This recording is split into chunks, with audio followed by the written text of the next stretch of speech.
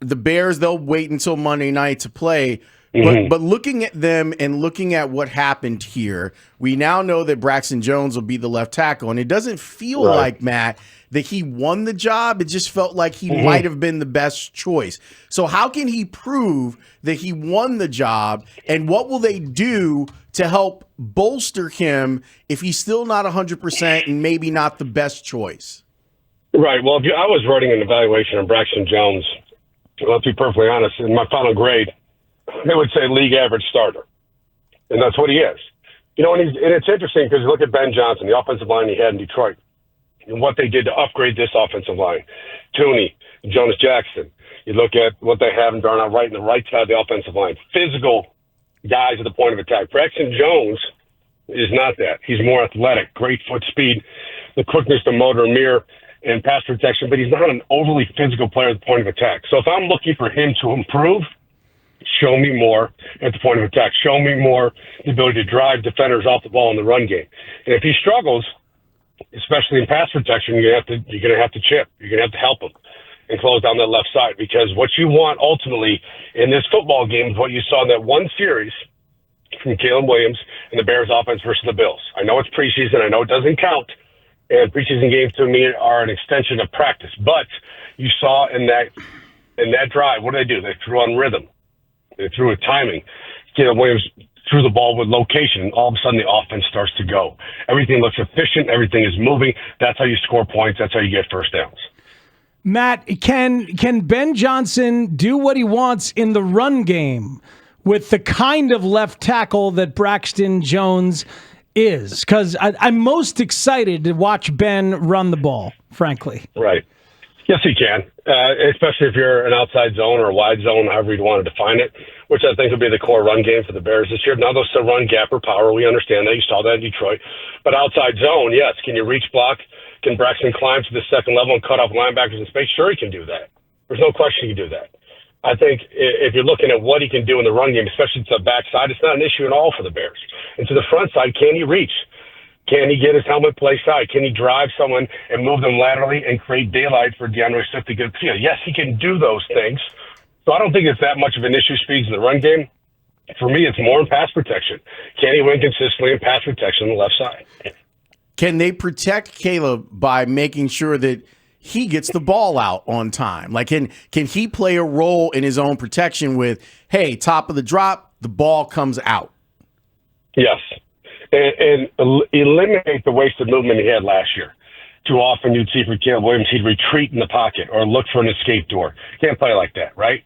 Now, there's times. We all understand there's times when you have to be a second reaction player, and that's what Caleb gives you. Those are the natural traits he has, the natural talent to play outside of structure, but only when necessary. You want him to throw on time, especially against this team. Brian Flores and that Minnesota defense led the NFL in blitz rate last year, 38.4%. They're going to bring a lot of players. They're going to blitz. They're going to disguise coverage. They're going to disguise their front. So you have to get the ball out on time and understand where it's supposed to go. When I tell my quarterbacks here at IC, there's a throw to be made in every play. We just have to find it, right? Same thing you tell a pro quarterback. You have to find where your outlet is, where your hot is versus pressure this week, where the matchup is where you can get it out in a three-step drop, because you're going to have to play on time because there's going to be consistent pressure on Monday night from that defense. Matt, I was watching a film breakdown of Brian Flores' defense against Ben Johnson's offense and how Ben has been able to run the ball against him with great success because he creates space with personnel and alignment and shifting. And I got so excited about it because he'll bunch up, whether it's the two tight ends and a wide out, on one side or whatever, and then he'll send one in motion. But he creates a lot of space between the D end and the D tackle, creates these gaps, and then takes advantage of it.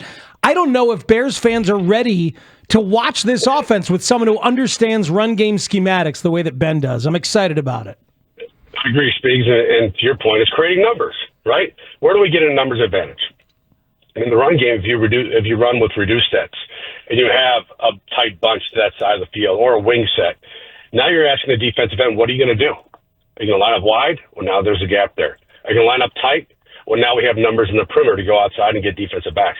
So it's all about creating edges in the run game. And you do that by numbers and formation and alignment and motion, right? There's so many ways you can get to that, and that's what Ben Johnson is great at. Is not showing the same thing consistently, but getting to the thing he wants based on those factors. And then you will see that on Monday night. So do the Bears have a running back who's good enough to take advantage of that? It's interesting you asked that question because I was talking with someone today about Swift and how there's not much hype around him at all, right? If you talk about this Bears offense and the upgrades they had, the offensive line, obviously Ben Johnson, what they have at receiver, adding Luther Burden, Colson Loveland, you don't hear DeAndre Swift very often in terms of what he's going to be in this offense. But someone that can work the balls to the perimeter, has speed in the perimeter, has pass-catching traits, you would say, well, that fits this offense, right? Because it does. It does fit this offense. And with an improved offensive line, improved play calling, and improved setup, he's someone who should be very productive for this offense. I'm not saying he's a 1,500-yard rusher. This is someone that can get you 1,200 total yards in this offense. I feel like even in the run game with the wide zone concepts that were run in Detroit, I feel like Swift is actually for looking at the roster, the perfect guy to run some of that because it goes with his style.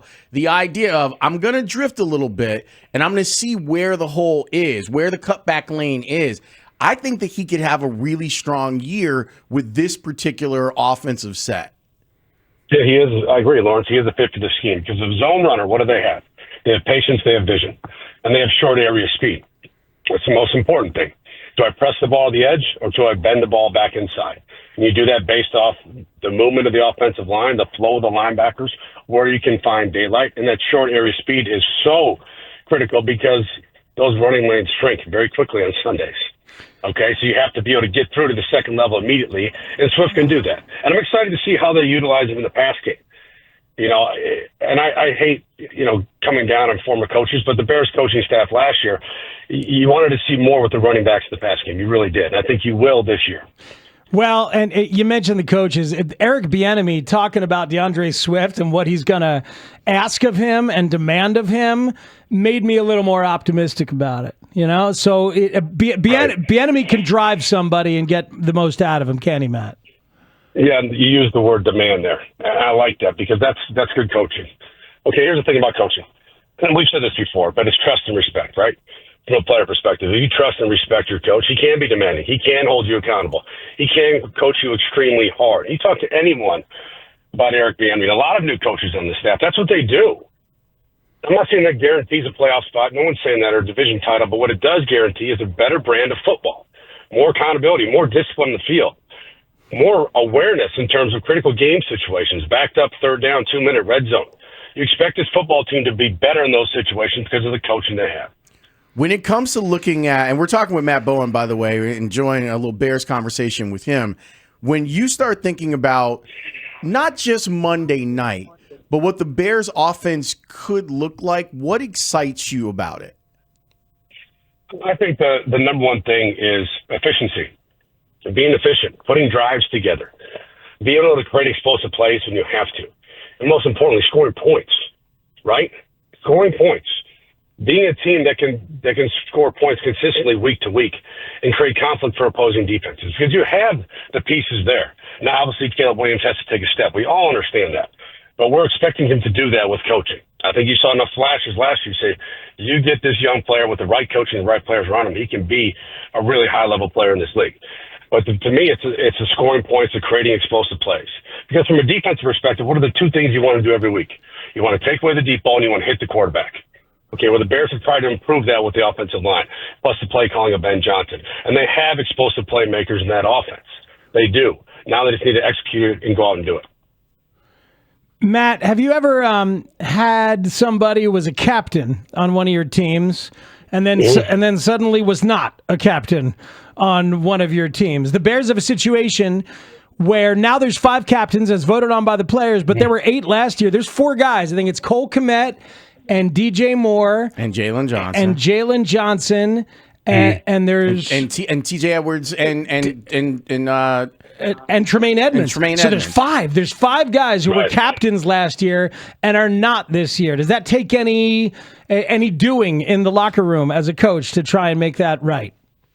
No, I don't think so, because as a player, you understand this is a major transition, the entire new coaching staff. You start over. There's no carryover for last year. Every one of those players had to earn a spot again this year, had to be evaluated differently. And I've been through that in coaching change in the league. It's hard. There was a lot of turnover. New players brought in via free agency in the draft. You understand, even if you're a veteran player that was a captain before, you haven't earned that right. You have to re-earn that right. First of all, having that many captains, to me, I've never heard of something like that. To me, that's 13-year football to me. I mean, it's too many, in my opinion. There's too many voices. You should have a limited number of captains, in my opinion, at any level of the field, because those are the guys that run the football team. Those are the guys that have the relationship with the coach that can deliver messages from the locker room to the front office, to the coaching staff. So if I was a captain last year and Ben Johnson came in and I wasn't a captain, you know what I'd say? I didn't earn it, Speaks. I just didn't earn it, and that's okay. Man, is it Tennessee now that has, 7 captains or 8 captains, and one of them is the rookie quarterback again? It's like we've seen this movie before. It can't work sometimes. Right. Yeah, how do you bring all those guys out for the coin toss? There's not enough room. It doesn't make a lot of sense. We spent a lot of time talking about Brian Flores versus Caleb Williams. I'm also excited about Dennis Allen versus J.J. McCarthy. Well, what things do you think we know about adding the personnel to what Dennis Allen's scheme is? That's a great point, Lawrence. And I was going to think about this today when I was, talking about the show. Is this game is really about the defense coordinators, right? We expect it to be about the quarterbacks, you understand, but it's really about the defensive coordinators versus the quarterbacks.